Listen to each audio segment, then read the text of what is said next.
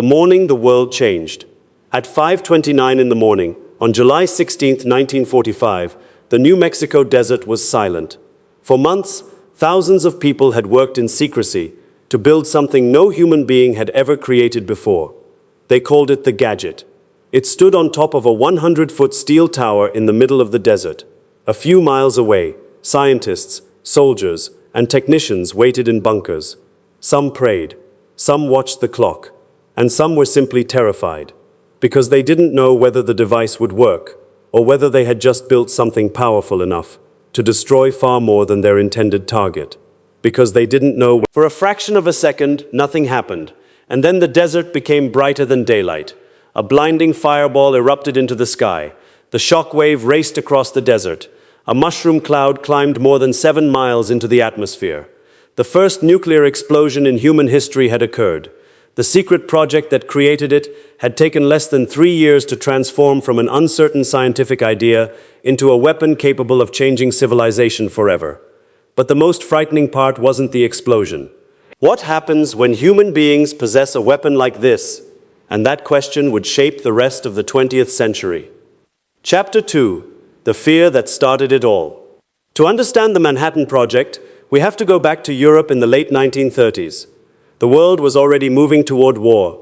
Nazi Germany was expanding across Europe, and scientists were making discoveries that seemed almost impossible.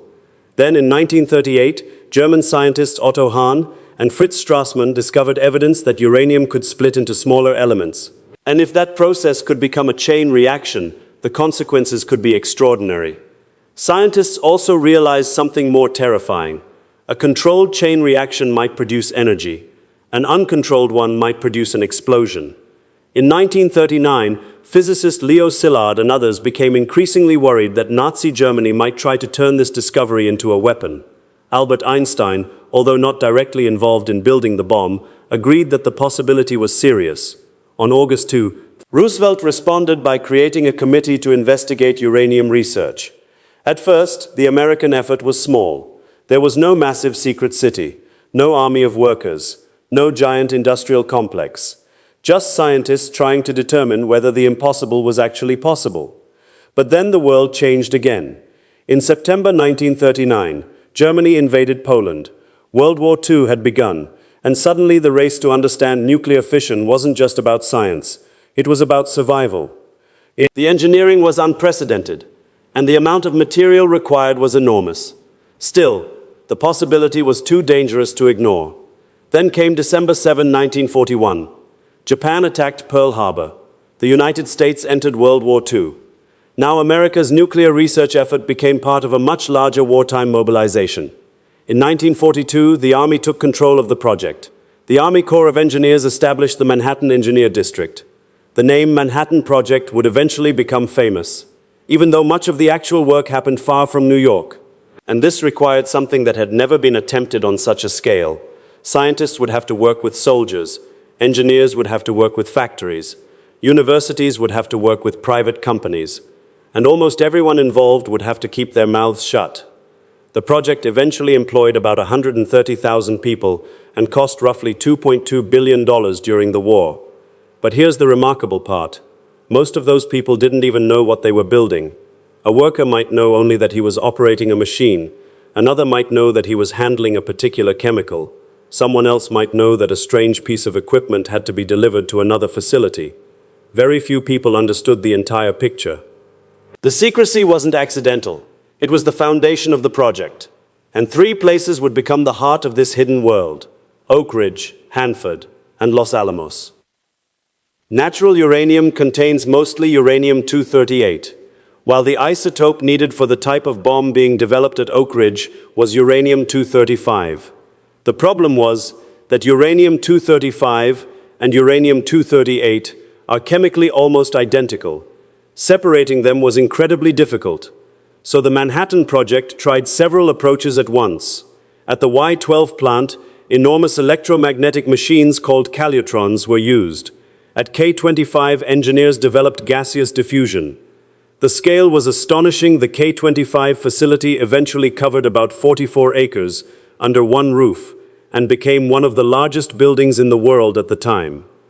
But copper was desperately needed for the war, so the government borrowed approximately 14,700 tons of silver from the US Treasury and used the silver as an electrical conductor instead. Thousands of workers handled equipment connected to one of the most important scientific projects in history, yet many had no idea what the final product would be. Imagine spending months operating machinery while being told only, "Don't ask questions." And then imagine discovering years later what you had actually helped create. Chapter 5, Hanford. The factory no one was supposed to know about, thousands of miles away in Washington state, another transformation was underway. The area around Hanford had been agricultural land. Then the government arrived. Land was acquired. Communities disappeared. Construction crews moved in, and an enormous industrial complex began rising along the Columbia River. The mission was simple to describe, but incredibly difficult to accomplish. Produce plutonium. In 1943, construction began on what became the B reactor. It was the world's first full-scale plutonium production reactor. Workers would load uranium into the reactor. Nuclear reactions would transform some of that uranium into plutonium. Then enormous chemical facilities would separate the plutonium from the other materials. It was a completely new industrial process, and there was almost no room for failure, because the plutonium produced at Hanford would eventually become central to the most important test of the entire project, and later, to the bomb dropped on Nagasaki. More than 51,000 workers came to Hanford in a remarkably short period, helping construct a massive complex in roughly 18 months. But while Oak Ridge and Hanford were producing the ingredients, someone had to figure out how to turn those ingredients into an actual weapon. And its scientific director was about to become one of the most famous and controversial figures of the 20th century. Chapter 6. Oppenheimer and the secret laboratory high in the New Mexico mountains. The government established a secret laboratory at Los Alamos. Its purpose was direct: design and build an atomic bomb. The scientific director was J. Robert Oppenheimer. He was brilliant, charismatic, intellectually restless, and not an obvious military commander. Yet Oppenheimer was able to bring together some of the greatest scientific minds of the era: physicists, chemists, mathematicians, engineers, experimental scientists. People who had spent their entire lives studying the smallest pieces of matter were suddenly being asked to solve a problem with global consequences. And the clock was ticking. Germany was still fighting. Nobody knew exactly how far German nuclear research had progressed. The scientists couldn't afford to wait for perfect knowledge. They had to build, test, fail, redesign, and try again. At first, they believed a relatively simple gun-type design could work with uranium. But plutonium created a much more difficult problem. A plutonium bomb would require a sophisticated implosion design. That meant explosives would have to compress a plutonium core inward with extraordinary precision. If the compression was uneven, the solution demanded an entirely new level of engineering. The Los Alamos team worked day and night. Scientists lived near the laboratory. Families lived behind fences. Letters were censored. Information was compartmentalized. Even within Los Alamos, many people knew only their own piece of the puzzle. And outside the gates, almost nobody knew the place existed. But there was another danger. Even if they succeeded, what would the weapon actually do? Nobody had ever seen a nuclear explosion. Nobody could be certain of its full effects. But there was only one way to settle the question. They had to test the bomb, and that meant taking the secret project into the desert. Chapter 7. Trinity. July 1945. The war in Europe was over. Nazi Germany had surrendered. But the Pacific War continued, and in the New Mexico desert, the Manhattan Project prepared for the moment it had been working toward for years. The test was code-named Trinity. The name has often been associated with Oppenheimer's interest in the poetry of John Donne. The fireball expanded across the desert. A shock wave traveled more than 100 miles. The mushroom cloud rose roughly 7.5 miles into the sky. The explosion released energy equivalent to around 20 kilotons of TNT. The scientists had succeeded, but victory did not look like victory. Oppenheimer later remembered a line from the Bhagavad Gita: "I am become death, the destroyer of worlds." Whether spoken exactly in that moment or remembered later, the words captured something profound. The scientists had not merely created a new weapon. They had opened a door that could never be closed. And just 3 weeks later, that weapon would be used against a city. Chapter 8. The Decision. The explosion devastated the city. Tens of thousands of people died immediately. while many more died later from injuries and radiation effects. 3 days later, another B-29 took off. This time the bomb was called Fat Man. Unlike Little Boy, Fat Man used plutonium and an implosion design, the same basic technology demonstrated at Trinity. On August 9th, Fat Man was dropped on Nagasaki. Japan announced its surrender on August 15th. The Second World War was ending, but something else had begun, the atomic age. While a worker at Oak Ridge might have seen giant industrial buildings, a family at Hanford might have watched thousands of workers arrive. Scientists in Los Alamos might have passed military guards every morning, but the full truth remained hidden. Then Hiroshima happened. Newspapers around the world announced that the United States had used a revolutionary new weapon. Suddenly, millions of people discovered that their country had secretly built an atomic bomb. The scale of the operation stunned the public. The secret project had employed roughly 130,000 people across a vast network. And now came one of the most complicated questions in modern history. Was the atomic bomb necessary to end the war? Was it morally justified? Would Japan have surrendered without it? Could another strategy have ended the conflict? Historians have debated these questions for decades. There is no simple answer. What we do know is that the Manhattan Project changed the calculations of war forever. Before 1945, military power was measured largely by armies' fleets, aircraft, and industrial capacity. After 1945, one weapon could potentially destroy an entire city in moments. But the secret would not remain American forever. The Soviet Union developed its own atomic bomb and tested it in 1949. The arms race accelerated.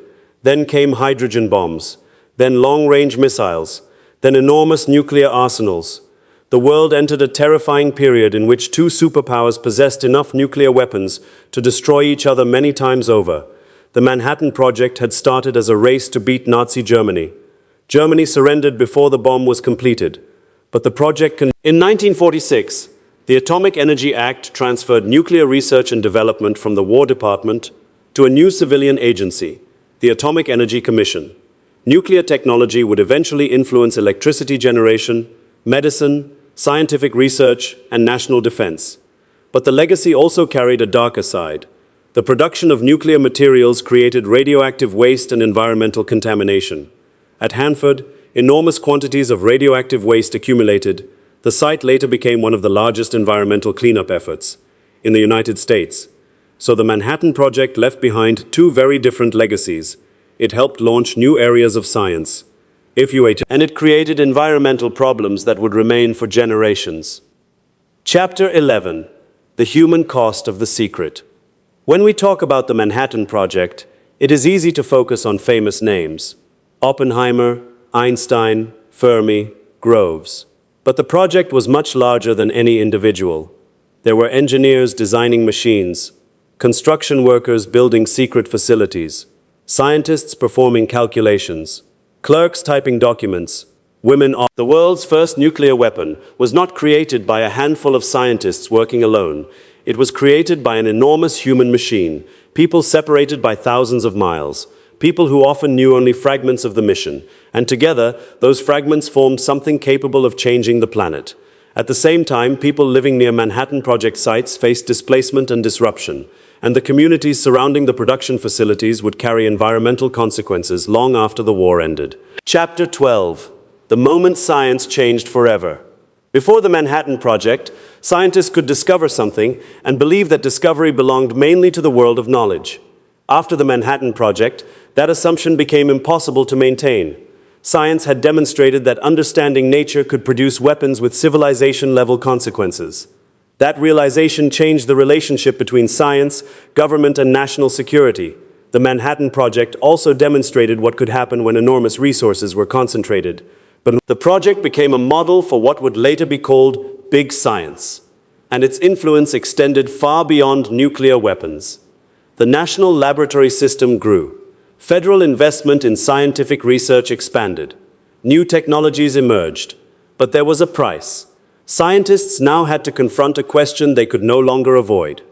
If we discover that something can be built, does that mean we should build it? That question has followed science ever since the program. Children practiced nuclear attack drills. Families built fallout shelters. Governments developed strategies based on deterrence. Military planners calculated scenarios in which millions could die within hours. Humanity had entered a strange new era. A war could now be prevented not because countries trusted each other, but because they feared what would happen if they attacked. The weapon created by the Manhattan Project became both a symbol of destruction and, paradoxically, a tool. They have spent years trying to unlock the atom. Now they finally know they succeeded. But in that instant, something else has happened. Humanity has crossed a line. From this point forward, the possibility of destroying an entire city with a single weapon is no longer theoretical. It is real, and the people standing in that desert cannot undo what they have learned. That is why the Manhattan Project is more than a story about a bomb. It is a story about fear, fear of Nazi Germany, fear of losing a war, fear that someone else might discover the weapon first. But it is also a story about ambition, and ultimately about the consequences of knowledge. The Manhattan Project proved that human beings could accomplish something that once seemed impossible. But it also revealed something darker. Our ability to create can sometimes advance faster than our ability to understand the consequences of what we create. The first atomic bomb did not simply end one war. It began an entirely new chapter of human history, and the question it left behind is still with us. Asterisk, now that we know what we are capable of, what will we choose to do with that knowledge? Asterisk, but the moment humanity realized that the smallest pieces of matter could hold enough energy to reshape the fate of the entire world, and once that knowledge existed, there was no going back. Chapter 15. Outro. The Manhattan Project began in fear.